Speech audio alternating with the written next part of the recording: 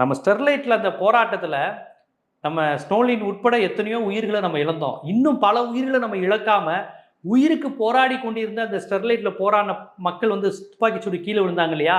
அதில் பல பேர் உயிரை காப்பாற்றியது வந்து தமுமுக ஆம்புலன்ஸ் தான். இதை யார் சொல்லியிருக்கா? தமுமுக தலைவர் ஜவஹர்லாவோ யாரும் சொல்லல. சொல்லியிருப்பவர் அருணா ஜெகதீசன் தன்னுடைய அறிக்கையில வந்து தமுமுக ஆம்புலன்ஸ் தான் இத்தனை பேரை காப்பாற்றியது அப்படிங்கிற விஷயத்த பதிவு செஞ்சிருக்காங்க.